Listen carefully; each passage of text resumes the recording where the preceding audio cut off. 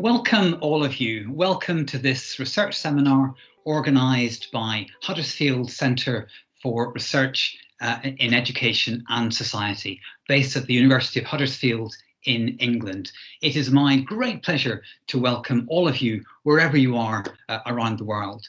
My name is Kevin Orr, and I am Professor of Work and Learning at the University of Huddersfield, and it is really my pleasure and privilege to chair this event, and I will also be one of the presenters a little later on. Now, TVET, Technical and Vocational Education and Training Systems, differ widely from country to country, but they have in common that TVET is required to address a lot of problems, as we will hear, both economic and social. In this seminar, we will hear about those differences and commonalities in Scotland, Germany, and England. We will hear about policy formation and policy implementation, which reminds us that policy is created at the macro level, but it fails or succeeds at the micro level. So you will hear two presentations of about 20 to 25 minutes. The seminar will last about an hour, and we would ask you to write any questions that you may have in the chat, and my colleague Catherine Jensen will pick these up at the end and put some questions to the speakers. So you'll hear the presentations, and then we will have some discussion after that. So over to the first of our two presentations, which is entitled Vocational Education Between Innovation, Chaos and Rigidity, which will be introduced by Junmin Lee in person and by Matthias Pilz in voice only, as he is travelling at the moment. Junmin and Matthias are both at the University of Cologne in Germany, where Matthias is Professor of Economics and Business Education and Director of the German Research Centre for Comparative Vocational Education and Training, where Junmin is also a postdoctoral researcher. Over to you, Junmin. Yes, thank you very much, Kevin, for the introduction. So I will share now my presentation. So, okay. Yes, unfortunately, Matthias is not able to join this event today. He feels very sorry, but he has recorded some explanations for you in advance for this presentation. Our presentation has the title, as Kevin has already mentioned, Vocational Education Between Innovation, Chaos and Rigidity. It has an international view on the reaction of different VET systems to the different external challenges. So over the last years, we have been confronted with different challenges, recently with the COVID, but also in the past, other themes came up as well, like green VET, but also the demographic changes. And today for the presentation, we will refer to the change in labor market as example. There have been rapid technological and economic changes at the labor market and new technologies in the production of fast expanding service sectors and the implementation of IT into nearly all kinds of occupations are but some of this development. And the VET system are responsible to provide skilled workforces to react to this development. But different VET systems react differently. So let us go to the next slide. So how does the VET system react to changing labor market requirement? At this slide, you can see two extreme approaches, how VET system could react to these challenges. And if we talk about reaction, we mean how this aspect in the middle of the slide here, yes, react to the different challenges. So we mean how content of qualifications, curriculum, the structure of vocational programs, the learning and teaching environment, the certificates awarded, and assessment change according to the challenges.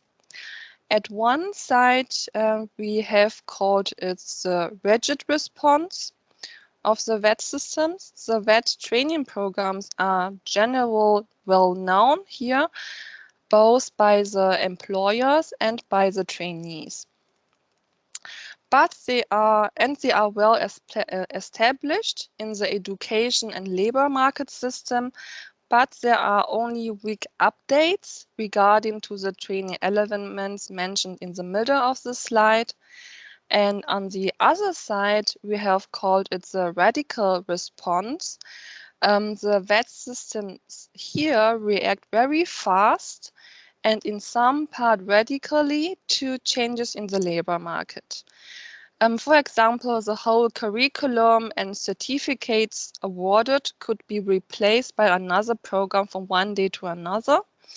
And both approaches have their legitimations, of course, since they have their advantages and strengths. So for the rigid approach, the training programs within this approach are well known by all the stakeholders. The curriculum structure of the program and the certificates are transparent to the training providers, the employers, and to the trainees. So everyone has a realistic expectation of the output and outcome from the training programs. They provide a predictable basis for the career planning and for the negotiation of the salary. And furthermore, due to the long running time of this program, it is possible to gain experience here in the system, to learn from mistakes from the past, and to let this experiences flow back into the programs. In this way, the quality of the programs can be constantly improved to guarantee a high level of quality. For the radical approach on the other side, this approach guarantees a close relationship to the demand of the labor market, and it has a tight focus on qualifications which minimize the risk of discrepancy between demand and supply. And modern qualifications here ensure the latest skill and knowledge. And not only the introduction of new reforms could come up quickly, reversal of this reform could be rapid as well. So now we would like to show you two examples from Scotland and Germany, and Matthias has prepared here an explanation for you. Hello everybody, also best wishes from my side. I'm Matthias Pilz and I cannot be with you today in person because I'm on travel way outside of Germany. Anyway, Junmin already explained a lot to you and now we are coming to our two examples, the example of Scotland and Germany. Why you have chosen these two countries in detail? First of all, we can have a look into the skill formation systems. And very obviously, Scotland is described in the literature by a liberal skill formation system, and vice versa, Germany is very often described as a collective skill formation system. I don't want to go into the details because I'm sure you know about the framing of these two models. For sure, they are ideal types and in a way sometimes a little bit too much a stereotype, but for our working hypothesis it's working quite well because we are assuming a high grade of flexibility in the Scottish system because of this liberal skill formation system and quite high grade of rigidity in the German system due to the high number of actors who had to deliberate everything in the vocational education and training system. Starting with Scotland, we can show that here we have really in the past a kind of radical approach in progress and in the real in the real system. If you think about the General Scottish Vocational Qualifications, GSVQs, which were very popular, especially in the 90s, they were introduced just for a few years, and there was not a lot of knowledge about this, and especially the employers were very unsure what kind of programs and certificates these are. So the value of these certificates in the labor market was really, frankly speaking, quite low, and there's empirical evidence on this by our Scottish colleagues. So it was an introduction for just a few years, and then they disappeared, and so it's a little bit of a sad story here also for the participants. The other example are the national certificates already introduced in the 80s. There were a huge amount of different models in the 80s, 90s, and also later on. And some of them were really poorly designed, as our colleagues from Scotland find out in their research, because it was so quick, it was so many, or there were so many of them, so the quality really lacks, and some of them went out of accreditation after just a short period of time, and there was a lot of confusion about this.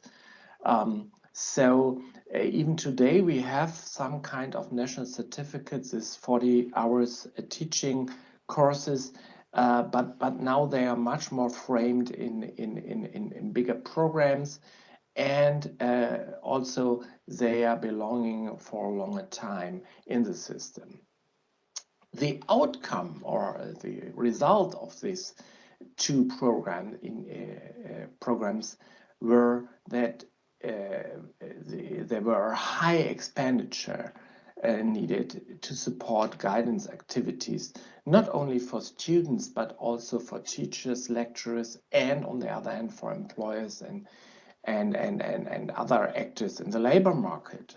Even parents were completely confused, what I found out in some of my interviews in the late 90s. So the risk of intransparency was not only a risk, it was really happening. The low value of the certificates in the labor market was the next step and an outcome of this. So to sum up the Scottish situation, with David Rafe's words, there was a kind of innovation fatigue. The people were really tired of these kind of radical changes in just a short period of time. And also the OECD mentioned that Scotland cannot be any longer a testbed for reform in the UK. So that was a very, very brief and maybe a little bit too rough discussion of the Scottish situation. So now it's my part to show you the example of the rigid approach in the development of the German dual VET system. For example, we have this approach in the process of revising the apprenticeship regulations, which takes a long time here. The reason is that every revisions need to follow a certain formal procedure here. For example, the intended change has to be based on research findings, so you need to conduct a research project at first, or at least it needs to be based on expert opinions. And we need the consensus of the social partners, and the revision needs to follow the introduction by the relevant ministry. So there are many steps to follow on, and every step takes a lot of time for it. I would like to illustrate this time issue with the example of the training reform in the vocational field of information technology. In this part here, in the upper corner. And you see here the training regulations in the field of information and telecommunication technology came into force in the 1997. And the regulations have been under review in 2015, so it takes more than 15 years to review the training regulation of the IT sector. And the first revision was conducted in 2018.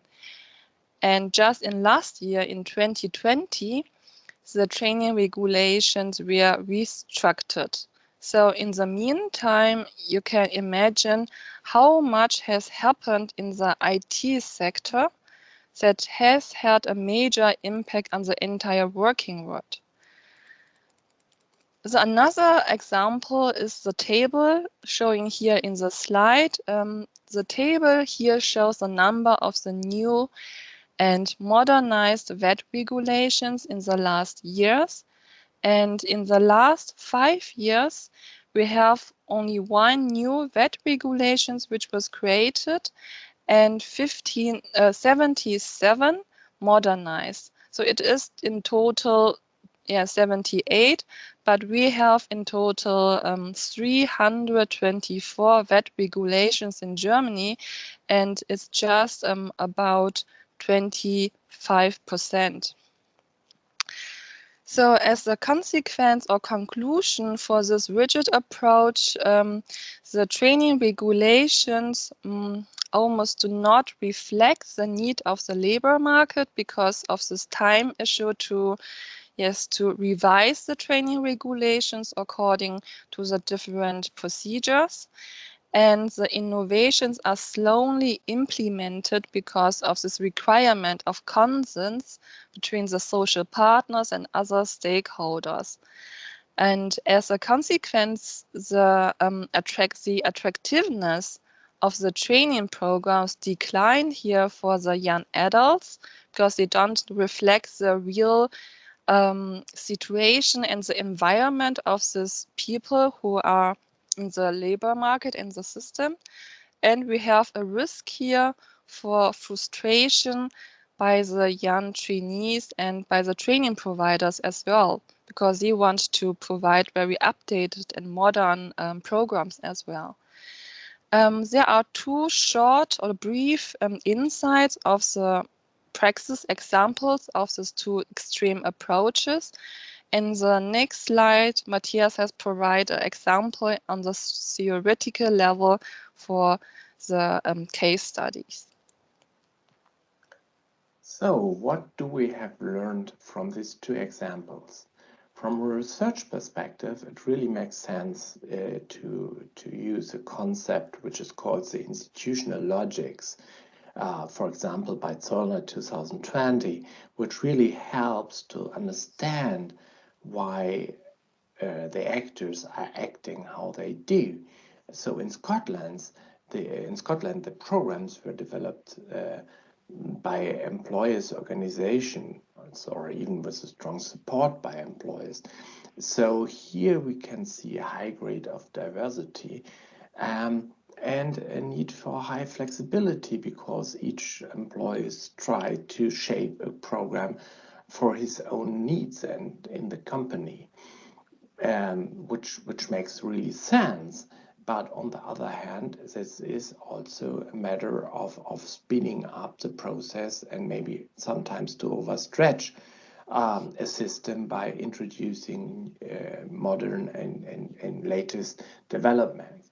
Vice versa, in the German system, if it comes to the skill formation systems, we have this tripartite arrangement by the government and also the labor market actors, which are the unions on the one hand and the employees organization on the other hand.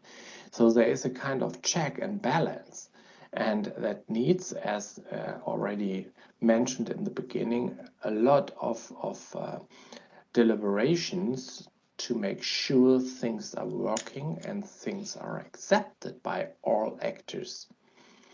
And what we know from research in Germany is that the unions are sometimes a little bit reform resistant, for sure, to protect their members. And we can also see an insider-outsider problem sometimes, for example, in the introduction of new training regulations for new kind of tasks or jobs.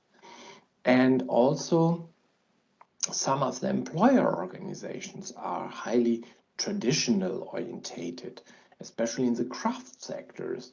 They are really old-fashioned in the way of protecting things like they are were in the past and actually are. So here we can see the institutional logics in both countries really underline and make sure and shows that their strategies, these different strategies, really make sense from their national perspective. But for sure, they have to face some outcomes which might be not so positive. Yes, so now as the last slide, I would like to show you an outlook of the examples how, as Matthias has mentioned before, this VET system face these outcomes and how they learn from the past experience. So I would like to show you here some actions taken in both countries to balance the extreme approaches. So on the one side, in the German case, the training regulations are formulated in an open way now, which allow more adaptations to the labor market needs on the operational level for the individual training providers. So on the formal regulative level, because of this consent procedure is not able to react quickly, but the regulations are formulated and have more freedom now for the operational level to react more quickly on the labor market level here. And the Training Act has limited the time scale for this redesign of training regulations up to 1 year. But honestly, we have to mention here that this time scale is not always kept in the practice. And now the VET system provide additional qualification units beyond these training programs, which are provided to close this gap between supply and demand, so that individual reaction could be conducted to reflect the innovations and needs and demands on the labor market. In the Scottish case, the past experience has led to the programs running longer now, and we have more education-oriented VET programs, not only the demand-driven one driven by the employers, and we can observe the introduction of more comprehensive course structures with stronger rules for mandatory courses and for selective one. So at the general conclusion and outlook, we have to ask what is coming next, but may we will observe the stronger process of convergence between different type of VET system because of the experience made in the past and the actions are conducting in the future to balance these different issues and to manage the challenges, yes, external challenges for the VET system. So thank you very much. You have here some references we have used for the slide. And so I will give the floor back to Kevin. Thank you. Thank you very much, Junmin. That was fascinating to hear about those two divergent approaches to VET systems. And can I encourage people who are here to put questions to Junmin and indeed to me in the chat box. We will come back to those later on. Thank you very much indeed, Junmin. Let me just share my slides if I can. Good. Okay, so I hope that you can see me as well. Yes, good. Okay, now Matthias has talked about sad stories, and I'm afraid I also have a sad story, which is that my colleague Rachel Terry, Dr. Rachel Terry, has COVID, and we wish her well. I will attempt to speak for her and to put over our ideas as clearly as she would have done. Now, interesting, I think, to have heard from Junmin about these two quite different approaches. And you will see that what I'm talking about here in relation to England fits much more closely alongside Scotland. Junmin mentioned innovation, or Matthias rather mentioned innovation fatigue. Well, I think many of us who know the English system will be aware of exactly how that feels. So, the introduction of T-level qualifications in England, what have we learned so far? Well, let me explain first of all that T-levels are new technical qualifications in England. The T stands for technical, but they are always referred to as T-levels. Each T-level relates to a specific occupational area or industry, but we should remember that T-levels are different to tech levels, which were introduced in 2013 and which never really took off.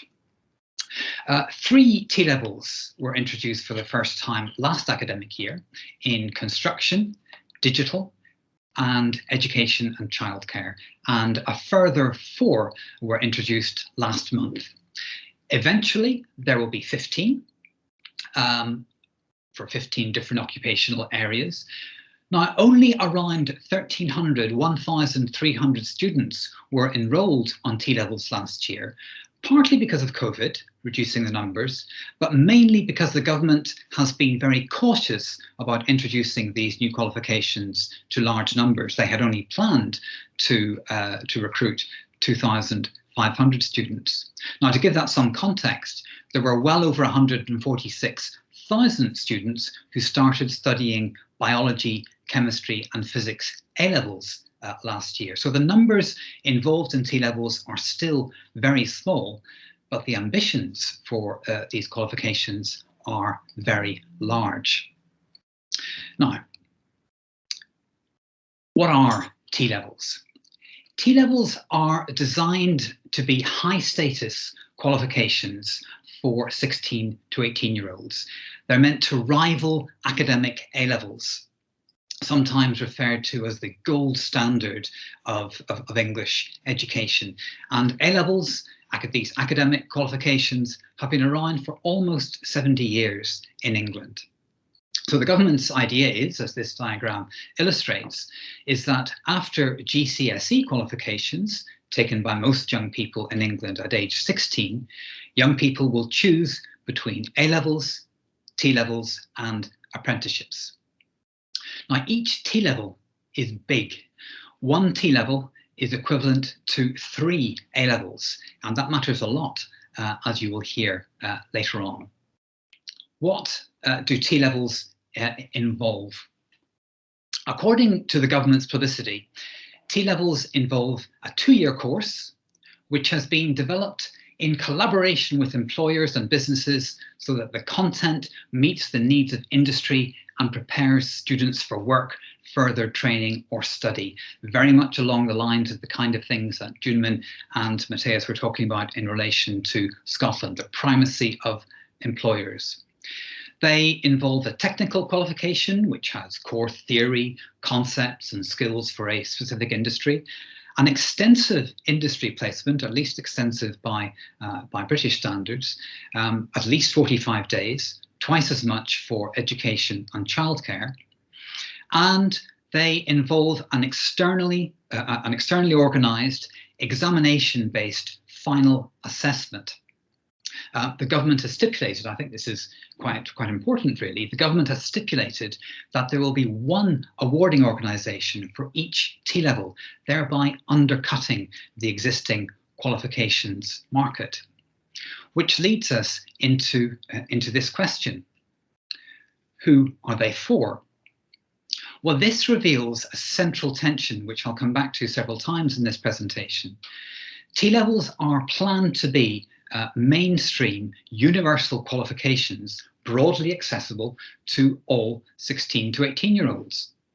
And to that end, the government is, and again I'll come back to this, controversially planning to scrap many thousands of other vocational and technical qualifications that are currently available to students at the same level, including BTECs, which are well established.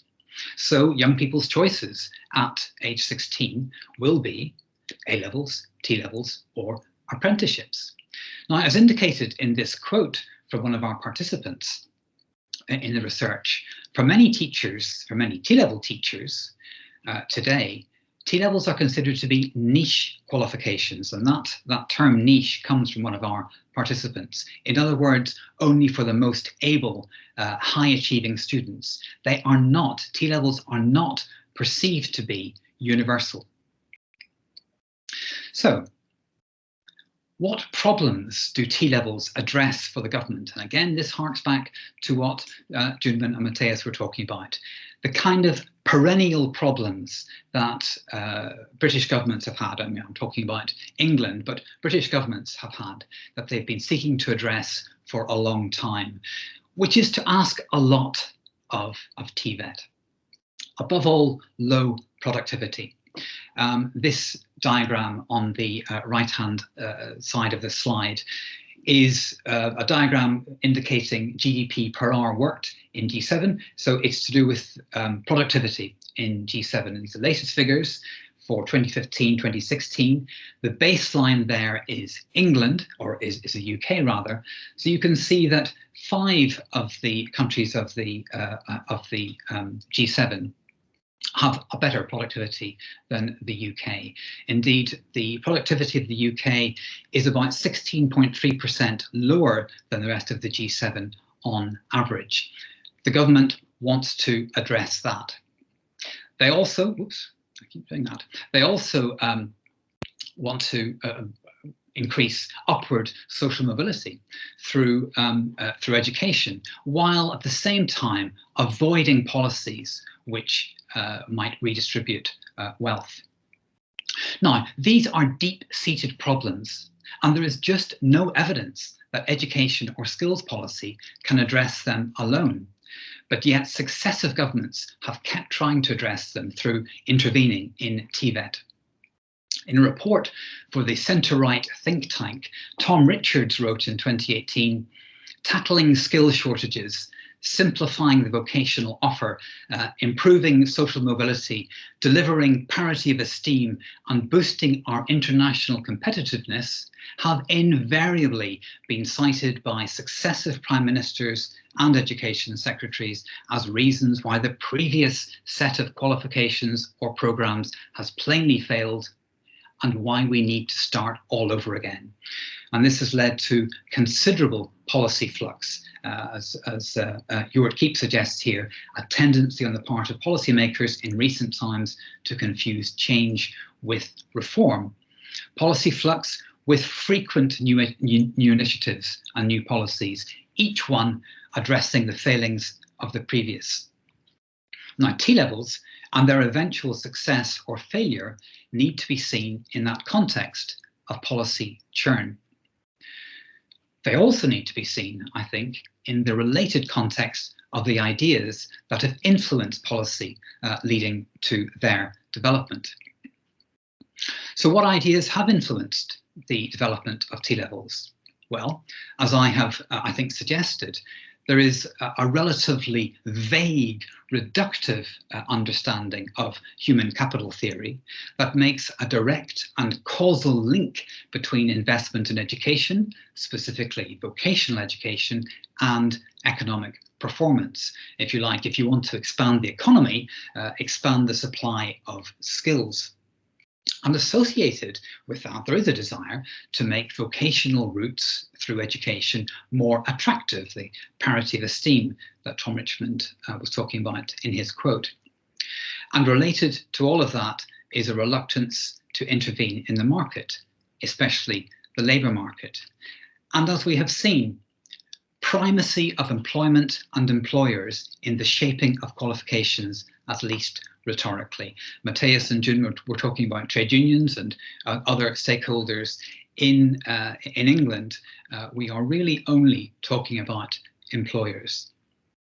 So, how does all of this look then as we move from this macro level to the micro and examine the early delivery of T-levels? So, over the past few months, Rachel Terry and I, have been carrying out some research into T-levels for the Education and Training Foundation, the ETF, which is an independent body with responsibilities to support teachers and leaders in England's further education and training sector. And ETF has a very close relationship with the Department for Education, which largely funds its work. And here you can see our two research questions. How do T-level teachers perceive T-levels, particularly in comparison to other qualifications? And what is informing how T-level teachers are planning their teaching? So we are focused on teachers' perceptions and their practical preparations to teach these qualifications in order to judge how distinctive or different these T-level courses are in their delivery. In other words, if you like, what does policy sound like in practice? Our data collection has been in this way. So our initial findings are reported from 14 interviews at this stage with T-level teachers at 11 further education colleges. These participants are in wave 1 or 2 of the introduction of T-levels, so from this year's starters and last year's starters, and they come from each of the 3 wave 1 subjects, as well as wave 2 health and health science. Now, this is a small sample, at least so far, and we are having difficulty in getting participants, which reflects what we know about teachers in further education, which is that they have very heavy teaching and administrative workloads. Therefore, simply getting a chance to speak to these people is challenging. We also need to be cautious with any extrapolation from this research, or indeed any research on T-levels over this year or these 2 years, because the people we are speaking to are well-motivated and very well-engaged teachers. If you like, they have been hand-picked to do this. Nevertheless, I think we have some emergent findings that I think are worthwhile and are important.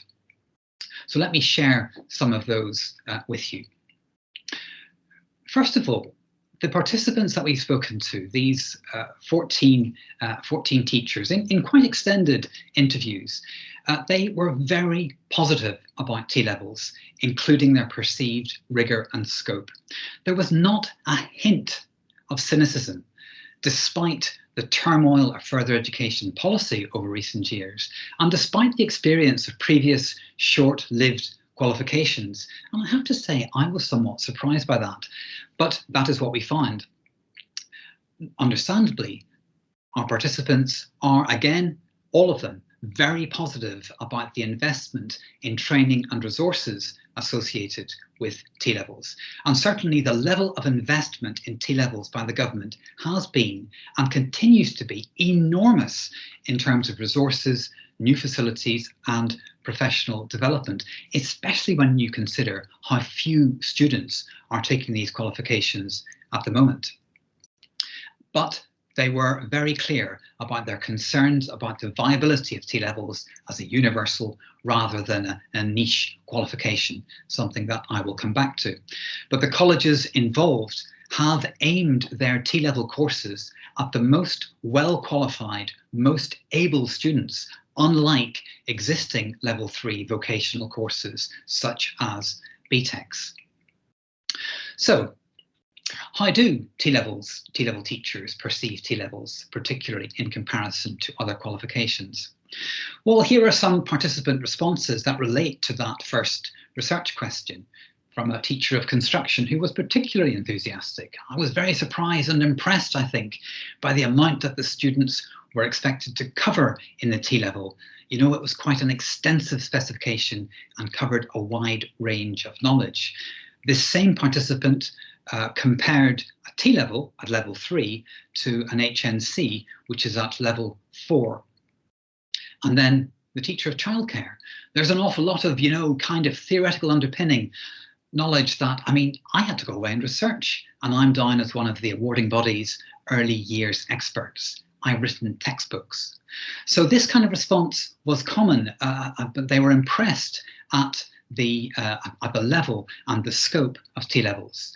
They were considered as different and distinctive from existing qualifications because they are so demanding and rigorous. T-levels demand more knowledge than comparable qualifications, especially, for example, science in the health T-level that was introduced last month. But that also means that T-levels, as I've said before, are not perceived as being accessible by many mainstream students in further education colleges or in schools. Closely related to that is the impact of assessment methods and placement requirements. Assessment and placements were certainly problematic. Perception of the difficulty of T-levels was linked to the methods of assessment, not just that there's a lot of extensive theoretical knowledge required, but that this is assessed through the external examination I mentioned at the beginning, and that this external examination comes at the end of a 2-year course, which means that examination is very high stakes for students who might fail it and after 2 years receive nothing. At least with A-levels, if you fail one A-level, you might pass another 2 or even just another 1. With this, you fail everything potentially. This concern about the high stakes of the final examination is one of the key factors influencing the recruitment of students to the qualification, which is what I will finish on in a while. Associated with that was some questioning of whether assessment is running counter to the skills actually needed by employees in the workplace. In other words, the form of assessment is more traditionally academic than it should be, an example of what has often been called academic drift. You can see this in practice. The extensive placements were regarded as important and positive, but also challenging for providers to find employers willing to take on inexperienced students for such long periods. Specifically, in the case of digital, a possible misalignment between the level of students and the needs of industry, who are more used to recruiting graduates. And you can see a couple of quotes here from a childcare teacher and from a teacher of digital. So what is informing how T-level teachers are planning their teaching? Well, I think our early findings here can be seen as positive for the government and for the architects of the new T-levels. By and large, these teachers were not recycling old resources or old lesson plans as they discussed their planning with us. There was some limited adaptation of previous resources. They were drawing in expertise from within the college or from other organisations such as NHS trusts, National Health Service trusts, for the health T-level, and they were recruiting new staff, especially, for example, bringing in science experts for the science element of health. There was a range of employer involvement, and we are aware of the rhetoric of employer involvement, but really we have found so far little that could be considered systematic, sustained, or substantial. We also found that the resources produced by certain awarding bodies were frequently noted as being used and as being useful. And that last point, once again, for me, underlines, if you like, a pedagogical point, how important resources are in the shaping of practice, for better or for worse. The form and not just the content of this material will likely be very influential in shaping how T-levels are taught.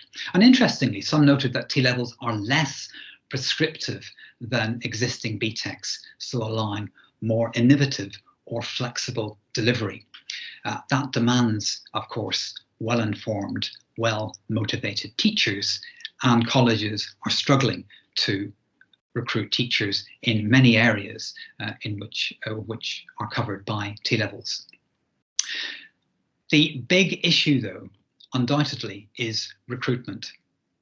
And this, I think, gets to the heart of the issue.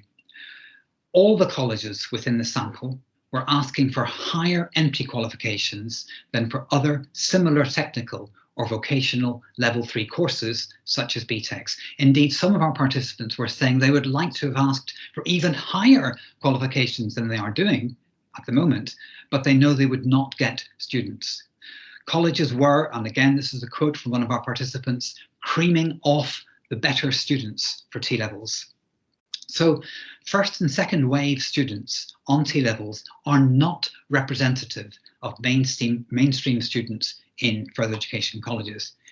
And now we know that most BTECs are due to be defunded, in the words of the government. They are to be scrapped. Now, this has been called a revolutionary policy. And I'm quoting there two people who are not well-known revolutionaries. Labour Lord David Blunkett and Conservative Lord Kenneth Baker, both eminent former education ministers. Indeed, how the government has gone about this policy has been described by Baker and Blunkett as an outrageous constitutional act. They wrote in an article in the Guardian newspaper just last week. And what they wrote, these two eminent ministers, former ministers, is that A-levels, these T-levels are great, but they are not suitable for most students. They are, in their own terms, out of reach of those students with lower grades who presently take up a broad and highly relevant employment-focused BTEC. And those words sum up the view of many of our participants, many, including our participants. I think it's fair to say that T-levels may be great, but they are not universal. So finally then, what does all of this mean for the future of T-levels and their success or failure?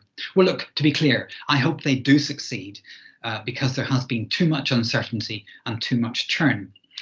The history of new technical or vocational qualifications is not a happy one in this country. Again, as Matthias and Junmin were discussing in relation to Scotland, diplomas lasted only a few years until 2011. Tech levels never really became mainstream, to name the two most recent. There are differences with T-levels. We know, for example, that T-levels have cross-party support. They are very well resourced, at least at the moment. And the removal of choice of other qualifications may leave them as the only technical taught college-based qualification, which of course will affect their adoption by colleges. But what does success look like? As well-regarded, high-status technical qualifications, T-levels may succeed. As universal alternatives to existing technical qualifications like BTECs, success is more difficult. I said at the beginning that education policy is made at the macro level and it succeeds or fails at the micro level. I think that examining the micro level of T-level introduction, as Rachel and I have been doing, reveals again just how hard it is for any government to achieve its goals in technical and vocational education and training. And with that, I will stop sharing my slides and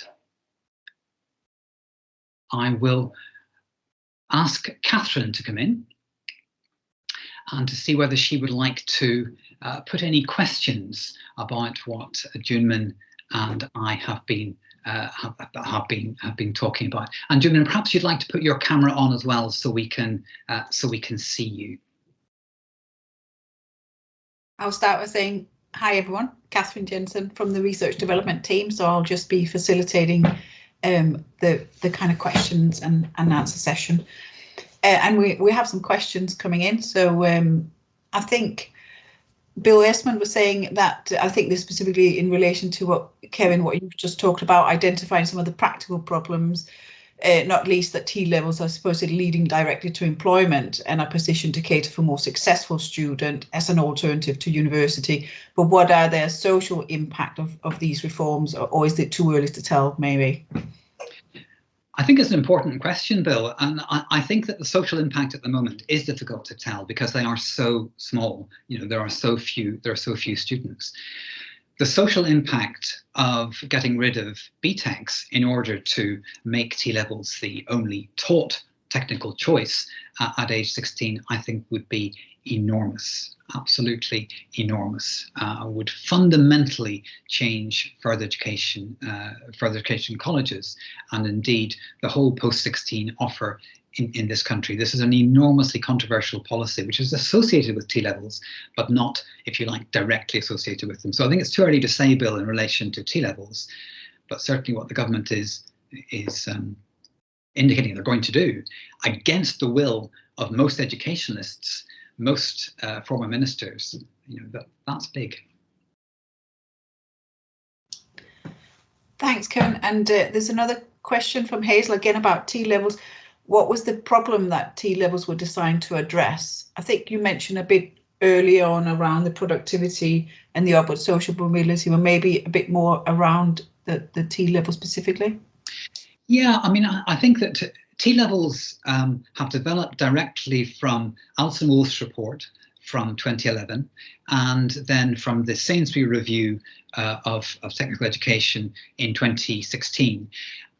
Wolf in 2011 recognised that there were many thousands of qualifications that did not have a great deal of value, and therefore a need for there to be recognised valuable technical qualifications, and that was echoed in the Sainsbury Review from 2016. In other words, why have all of these thousands of qualifications that nobody has heard of? We can replace them with something that people have heard of and that has strong employer backing. Nonetheless, I think it is fair to say that the problem it's trying to address is one that Britain has had, and England especially, for a long time, which is that technical routes, technical pathways do not have the status of academic pathways, and therefore there is an imbalance for many commentators in the way that people make their choices at age 16. Look, I think it's fair to say that university education is the sun, the moon, and the stars, and some would say that that is affecting. The economy. I wouldn't go along with that, but it is seen in economic terms. Thanks, and I think there's a follow-up question again about T-levels from Rob MacDonald, saying the sort of problems that you identifying with T-levels, are they actually ones that can be remedied and put right if there is political will and the necessary funding, or are they fundamentally flawed? Yeah. I think that's a really, I find it hard to answer that question, because the government is being so firm about this. You know, they are not broaching any opposition in relation to, for example, this the scrapping of BTECs. Arguably, if the form of assessment was changed to something that was more related to coursework or to some kind of experiential assessment on the placement, then these T-levels may be much more popular, much more accessible by more young people. I certainly think that the major problem is this high stakes final examination. But then the government would say that we want a final high stakes examination precisely to give these new qualifications the status that A-levels have. So I don't think they are fundamentally flawed. I don't think that, but I do think that the assessment would have to change for these to succeed, even in their own terms, if they are really going to become universal qualifications. Thanks. There's a question from Jane, which I think is really both for Kevin and Junmin.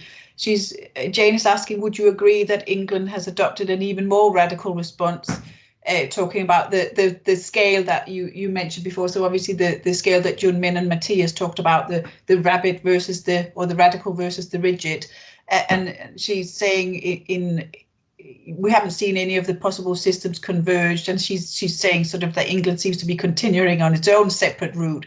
So what I think it would be interesting to see where you are placing the system, Junmin, in terms of your scale, and also Kevin's comments on where might we expect this to go next.